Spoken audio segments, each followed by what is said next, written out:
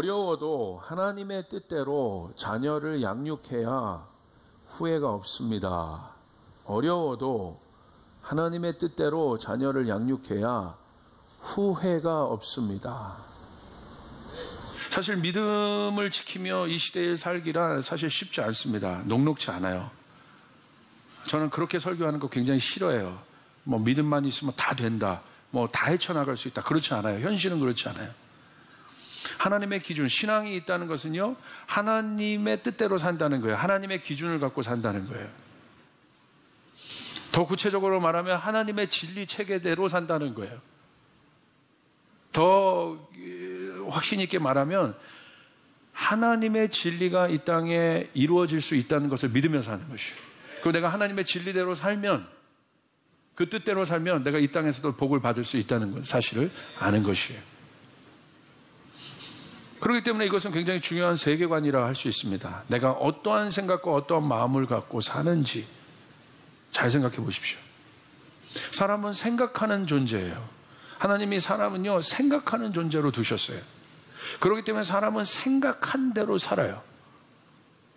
그 생각 속에 돈에 대한 것이 전부면 그 사람의 세계관, 그 사람의 인생관, 그 사람의 모든 역사관들은 돈으로 귀결돼요. 만약에 그 사람의 머리 안에 권력이라는 세계관이 가득하다면, 여러분 정치 지금 보시지 않습니까? 모든 것이 지금 권력 중심으로 재편되고 있잖아요. 이 권력을 얻기 위해서 모든 것들을 진행합니다. 우리가 좀 집중해야 될 것은 그리스도인이 갖고 있는 세계관과 세상이 갖고 있는 세계관은 분명히 다르다는 것입니다. 그리스도인들이 갖고 있는 세계관이 있어요. 그러니까 세계관이 뭐냐면 뷰예요. 바라보는 관점입니다. 내가 무슨 관점으로 이 세상을 해석하고 있나. 예를 들어서 기독교인의 역사관과 세상의 역사관은 다릅니다. 기독교인의 성공관과 세상의 성공관은 다릅니다. 기독교인들의 교육관과 세상의 교육관은 다릅니다. 우리가 이 다름을 알아요. 근데 우리가 이 다른데 어떻게 살 거냐는 거예요. 그렇기 때문에 녹록지 않다는 거예요. 하나님의 뜻을 가지고 여러분의 직장에서, 여러분의 현장에서 여러분이 산다는 것 자체가 사실 쉽지 않아요. 그것이 뭐 엔터테인먼트 영역이든 교육의 영역이든 여러분의 실제적인 삶의 영역이든 하나님의 뜻대로 산다는 것 자체가 사실 굉장히 여러분 어렵습니다. 왜냐하면 하나님의 기준이 있지 않습니까? 그런데 세상의 기준들이 많아요. 근데 그 기준들이 합법적으로 지금 다 이루어지고 있기 때문에 사실 굉장히 많은 곳에서 충돌들이 일어납니다. 그런 관점 속에서 우리가 이 가정관도 한번 보려고 합니다. 가정. 사실 이 가정은 굉장히 중요한 단위, 하나님 나라의 중요한 단위예요. 제가 목회를 해보니까 많은 성도들 떠나서 오늘 현대인들 안에 갖고 있는 모든 문제들과 아픔과 상처들이 있는데 그것이 대부분 어디로부터 오냐면 가정으로부터 옵니다. 가정은 이 사회가 조성되어야 되는 가장 기본적인 단위예요. 이게 흔들리면 다 흔들리는 거예요. 이번 두 번째 경제 위기가 오면 한국이 힘들어질 거라고 얘기합니다. 왜 그렇습니까? 첫 번째 IMF 때는 기업이 무너지는 어려움을 가졌어요. 근데 그 기업이 무너지면서 많은 분들이 정리해고되고 많은 기업들이 도산당했어요. 그러면서 흔들렸던 것이 무엇입니까? 가정이 흔들린 거예요. 그러니까 사회 전체 기반이 흔들린 거예요. 두 번째는 이 가계부채 때문에 만약에 경제 위기가 온다면 가정이 중산층의 몰락을 예고하고 있습니다. 그러니까 사실 가정이 흔들리면 다 흔들리는 거예요. 세 가정 중에 한 가정이 이혼한 가정이고요. 여러분 바깥에서 내가 아무리 성공하고 뭐한다 해도 가정 자체, 가장 중요한 기초 단위가 되는 가정이 흔들린다면 여러분 그것이 무슨 의미가 있을까요? 제가 정말 돈 많은 분들도 알고 그다음에 권력이 있는 분들도 아는데 돈의 문제도 해결을 할 수 있으시고 권력의 문제도 해결하는데 만약에 그것이 이 안정된 가정 기반 위에서 가지 못한다면 그것이 굉장히 힘들어하는 부분을 많이 봤어요. 이것도 하고 이것도 얻고 다 했었는데 이 가정은 해결이 안 되는 거예요. 이 가정의 문제는 굉장히 중요한 문제입니다. 오늘 성경에 보니까 두 가정이 나옵니다. 오늘 그 두 가정의 예를 여러분에게 얘기해 드리고 싶어요. 하나는 세례요한의 가정입니다. 세례요한의 부모님은 누굽니까? 제사장이에요. 사가랴와 엘리사벳이라는 엄청난 믿음의 명문 가문의 한 모델을 보여드리고, 또 하나는 홈니와 비느하스입니다. 홈니와 비느하스의 부모님은 누구십니까? 아버지는 엘리 제사장이에요. 우리는 알고 있어요. 홈니와 비느하스가 하나님 앞에 어떤 심판과 어떤 저주를 받았는지 우리는 알고 있어요. 홈니와 비느하스, 세례요한, 둘 다 공통점은 무엇입니까? 둘 다 믿음의 부모님을 갖고 있었다는 거예요. 그런데 왜 세례요한과 홈니와 비느하스의 결과는 그렇게 달라질까? 무엇이 문제일까? 우리가 이 문제에 대해서 한번 생각해 볼 필요가 있습니다. 먼저 홈니와 비느하스를 한번 생각해 봅시다. 여러분의 말씀해 보시면 사무엘상 3장 12절부터 14절까지 말씀이 있어요. 3장 11절부터 한번 같이 읽겠습니다. 시작. 어린 사무엘이 엘리 곁에서 주님을 섬기고 있을 때이다. 그때에는 주님께서 말씀을 해주신 일이 드물었고 환상도 자주 나타나지 않았다. 엘리 제사장의 때가 어떤 때였냐는 거예요. 굉장히 하나님의 말씀이 희박하고 그러니까 영적으로 암흑기였습니다. 하나님의 말씀이 들리지 않는 때라는 거예요. 이 엘리 제사, 여기 오늘 말씀에 보면 왜 그 시대가 그렇게 어두웠는지에 대해서 우리가 유추할 수 있어요. 이 제사장의 가문, 여러분 제사장 하나님 믿는 사람이에요. 그럼 하나님 믿는 사람이요, 어떻게 보면 바깥에서 하나님 믿는 그 일들을 하는 사람이잖아요. 제사장 하나님 앞에 경배하고 예배하고. 근데 그게 겉모습이에요. 근데 말씀을 보니까 겉모습은 그렇게 거룩하게 하나님을 예배하는 것처럼 보였지만 속은 만신창이었던 것 같아요. 오늘 그런 사람들 많아요. 많은 자녀들이 믿음에서 떠나는 사람들 되게 많아요. 믿음에서는. 왜 그래요? 왜 그렇습니까? 엄마 아빠가 분명히 예수님 믿는다고 얘기하는데 집에 들어와서는 엉망이거든. 내 아내가 열심히 예수 믿는다고 얘기하는데 집에 들어오면 바깥에서는 막 기도하고 하나님 앞에 아뢰고 뭐 열심히 하는 것 같아. 뭐 성교도 하고. 근데 집에 들어와서는 엉망이거든. 오늘 성경이 너무나 정직한 게 엘리 제사장이 어떤 일을 했는지도 얘기하지만 그 안에 inside of family of 엘리, 그 엘리 가정의 내부가 어떤지에 대해서도 적나라하게 보여주고 있는 거예요. 엘리 제사장이 바깥에서는 사람들에게 존경을 받는 지도자였을지는 몰라도 속은 엉망이었던 것 같다는 거예요. 가정이 완전히 무너져 있다 이거. 오늘 엘리 제사장의 가문을 한번 보십시오.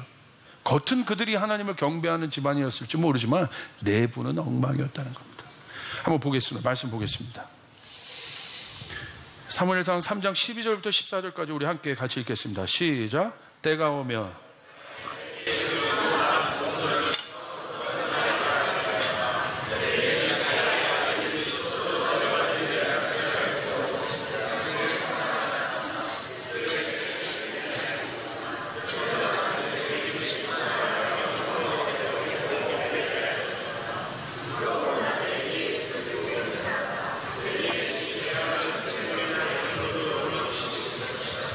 여기 아주 재밌는 영적 원리들이 나옵니다. 보십시오.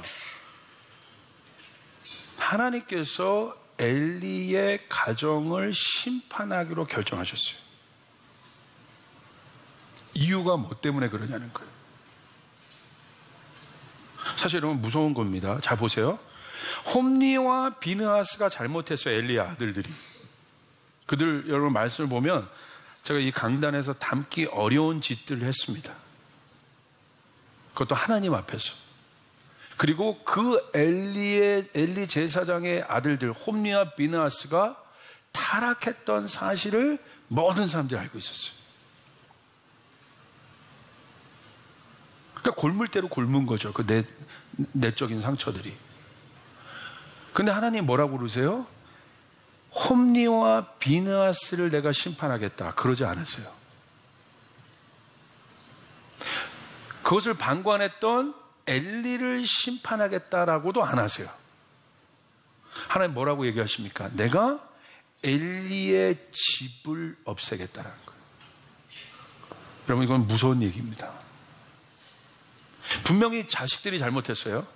책임을 물을 수 있을 거예요. 이 자식들만 제거된다면 어떻게 해결이 될 것이다. 아니면 그것을 돌보지 못한 부모님의 잘못일 수도 있어요. 그렇기 때문에 부모님이 회개하면 어떻게 될 것이다. 근데 성경은 그런 관점으로 보고 있지 않아요. 가족이란 것은 무엇이에요? 운명 공동체예요. 함께하는 공동체예요. 하나님 뭐 어떻게 하세요? 함께 쓸어버리겠다고 얘기하십니다. 여러분, 더 구체적으로 한번 살펴봅시다. 무엇이 잘못한 것입니까, 이들에게? 홈리와 비느하스가 성경의 말씀을 보니까 13절 보십시오. 자기의 아들들이 스스로 저주받을 일을 하는 줄 알면서도 자식들을 책망하지 않았다고 되어 있습니다. 오늘 엘리의 잘못은 무엇입니까?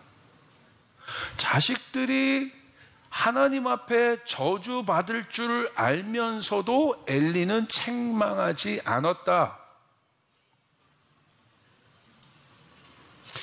이것을 미루어 보아서 엘리의 상태를 알 수 있어요. 왜 책망하지 않았는지는 모르겠습니다. 어떤 이유 때문인지.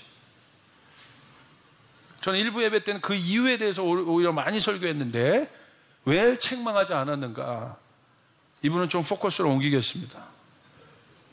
우리 또 여기 젊은 세대들이 많이 모여있기 때문에 문제는 분명히 잘못이 있었던 것이고 아무도 그 잘못을 이야기하는 사람이 없었다는 거예요. 그런데 더 무서운 말은 뭐냐면 이런 말씀이 기록되어 있어요. 그 죄를 그는 이미 알고 있었다. 엘리 제사장이 홈리와 비느하스의 죄를 모른 게 아니에요. 성경을 보니까 이미 알고 있었다는 거예요. 그런데 말 안 한 거예요. 그러니까 엘리의 상태를 보십시오. 엉망인 겁니다, 지금. 엘리의 영적 상태가 엉망인 거예요, 지금. 무너진 거예요. 엘리가 무너지니까 당연히 홈리와 비느하스가 무너진 거예요. 여러분, 잘 들으셔야 돼요. 이게 영적인 원리인데 우리는 실수할 수 있습니다. 아멘. 우리 연약하기 때문에 실수할 수 있어요. 온전한 사람 없어요. 주님 오실 때까지. 평생 실수하실 거예요. 그리고 우리는 죄도 지을 수 있습니다. 우린 연약한 죄인이에요. 물론 주님의 보혈로 씻김 받고 우리가 주님의 이름으로 인하여 구원을 얻었지만 우리는 죄 지을 수 있다는 사실을 알아야 돼요. 그런데 오늘 엘리의 제사장의 가문을 보십시오. 홈리와 비느하스를 보십시오. 분명히 그가 죄인 줄 알면서도 말을 안 해요. 책망하지 않았다. 오늘 젊은이들 잘 들으십시오. 하나님의 말씀은 우리를 의로 교육하고 바르게 하는 것에 목적이 있습니다. 우리가 부족하기 때문에 하나님은 사랑과 정의의 속성이 있으세요. 그렇기 때문에 하나님은 한없이 우리를 어떻게 해요? 사랑으로 격려하시고 세우십니다. 그러나 우리가 그릇된 길로 가지 못하도록 하나님은 우리를 잡아주시기도 하십니다. 아멘. 교육하십니다. 그래서 교육이 필요한 거예요. 교육이란 것은 나의 연약함과 부족한 것을 강하게 하는 거예요. 나의 부족했던 부분들을 채우는 거예요. 이게 교육이에요. 오늘 성경은 뭐라고 나와 있습니까? 오늘 엘리의 집안이 망한 이유, 엘리의 집안을 내가 걷어버리겠다고 한 이유가 무엇입니까? 정확하게 나와서 말씀대로 보십시오. 네가 자신의 자녀들이 잘못된 줄 알면서도 책망하지 않았다. 묵인했다는 거예요.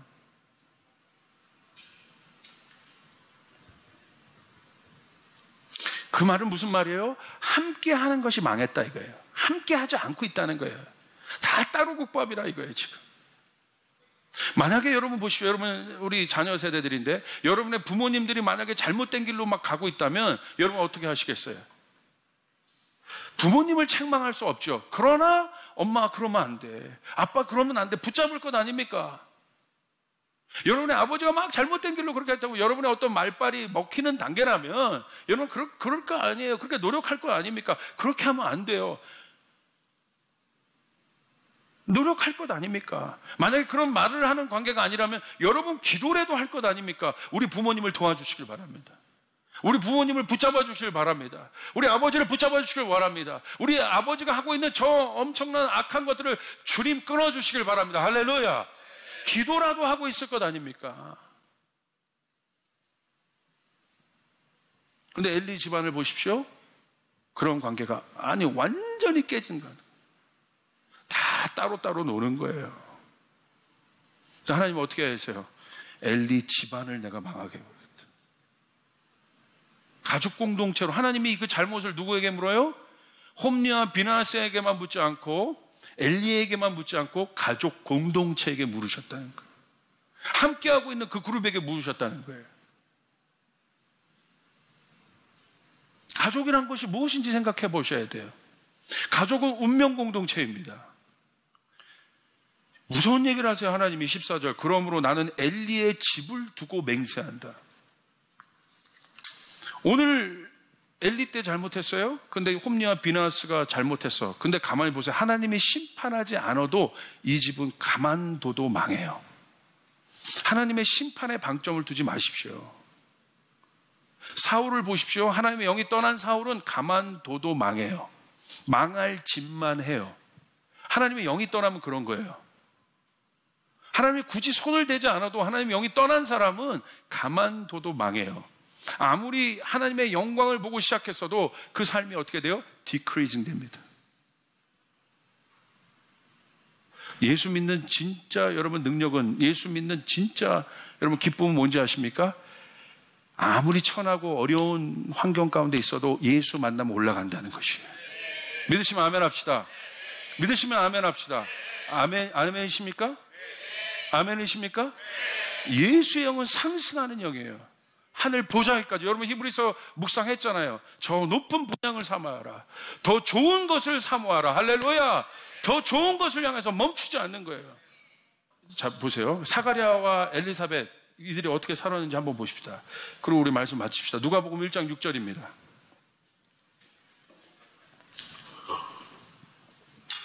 우리 같이 한번 읽습니다. 시작.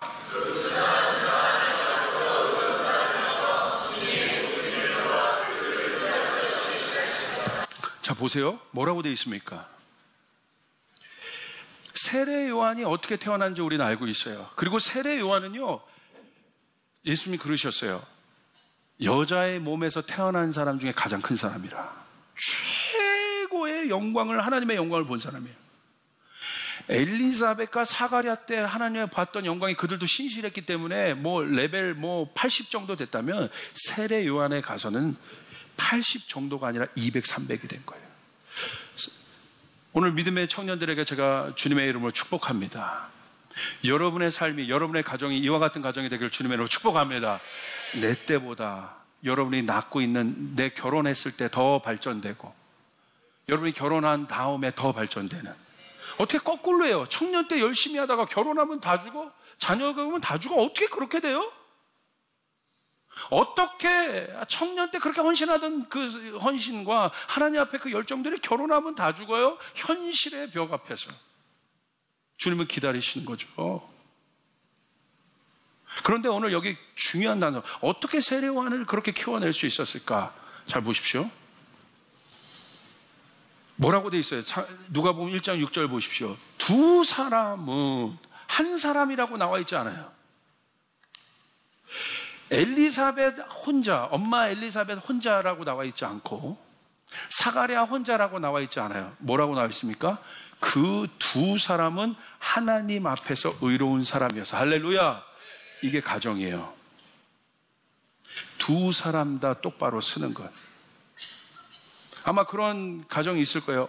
목사님, 저희 엄마는 평생 하나님 앞에 그렇게 열심히 하는데 저희 아빠가 그렇게 안 해요. 여러분 보세요. 그 영적 불균형이 갖고 있는 여러분 그 진동과 그 에너지 소비가 엄청나거든요. 왜 그렇게 된 거예요? 처음부터 결혼 잘해야 되는 거예요. 그래서 제가 여기까지 올 수 있었던 건 저희 고3호의 강력한 지지와 도움이에요. 할렐루야. 할렐루야. 감사합니다. 정말이에요. 하나님 그래서 만나게 하신 거예요. 인간적으로 만난 것이 아니라 하나님이 짝지어 주신 사람이에요. 전 그걸 믿어요. 제가 37일 기도하고 하나님의 음성 들었고 결혼했으니까. 하나님이 저 사람이라고 얘기하고 결혼했으니까. 저한테 물어요. 목사님, 어떻게 결혼해야 돼요? 어떻게 결혼해야 돼요? 누구랑 결혼해야 돼요? 다 하나님 뜻대로 결혼하겠대. 그러니까 기도하지 않아. 기도했는데 하나님이 어떤 사람 막 보여주셔. 근데 자기 스타일 아니야. 아닌 것 같아요. 하나님 음성 아닌 것 같아요. 하나님 음성 아닌 것 같아요. 제 스타일이 아니에요. 막 이렇게. 결혼 따로, 기도 따로야. 내가 원했던 사람은 절대 저런 키가 아니에요. 저런 키가 아니란 말입니다, 하나님. 하나님이 만들어주신 가정은 디바인한 미팅이에요. 아담이 하와를 만날 때 어떻게 되겠어요? 둘이 하나가 보자마자 서로 간봤습니까? 보자마자 어떻게 얘기했어요? 보자마자 뭐라고 얘기했어요? 내 뼈 중에 뼈다. 내 살이어서. 뼈인가? 이렇게 하지 않았다는 거예요. 뼈인가? 뼈인가라고 얘기하지 않았어요. 확신이 있었어요. 확신. 저 사람은 내 사람이다. 어떤 사람? 하나님이 보내주신 사람이다. 믿으시면 아멘 합시다. 그런 사람이 어디 있어요, 목사님? 그럼 기다리세요. 기가 막힌 말이에요. 다시 한번 보세요. 그 두 사람은 다 하나님 앞에서 의로운 사람이다. 한 사람만 의로운 사람이 아니라 그 두 사람이 다 하나님 앞에 의로운 사람이다. 그러므로 결혼하신 장년부 집사님들은 혹시 이런 과정 가운데 해당이 안 된다면 지금부터라도 괜찮습니다. 물을 엎질렀는데 어떻게 해요? 괜찮아. 지금이라도 여러분의 믿음이 떨어진 내 남편을 위해서 기도하시길 바랍니다. 믿음이 떨어진 내 아내를 위해서 기도하시길 바랍니다. 그게 무엇보다도 중요해요. 함께 맞춰줘야 돼. 함께 레벨을 이루어야 돼. 결혼 안 한 청년들 잘 보십시오. 하나님 안에서 여러분의 배필을 만나시길 바랍니다. 하나님이 정해주신 배필을 만나시길 바랍니다. 둘이 함께. 저 혼자 갈 수 없어요. 제가 혼자 어떻게 갑니까? 제 가정도 돌봐야 되고 이 모든 것들 누가 뒤에서 협력하여 돕는 배필, 함께하는 사람이 있기 때문에 하나님의 뜻을 마음껏 전할 수 있는 거예요. 함께 세워져. 이게 가정이라는 거예요. 그리고 이 함께라는 것은 뭐예요? 서로 좀 주저앉았으면 같이 세워주고. 이게 그리스도 안에서 책망이라는 의미예요. 주저앉지 마라. 일어나야 된다. 주저앉지 마세요. 일어나셔야 돼요. 힘드시죠? 일어나셔야 돼요. 함께 세워져 가는 것. 함께 서 있는 것. 예수님 우리에게 오셔서 보여주신 것이 그것이에요. 내가 아버지와 하나이시다. 함께 하시다.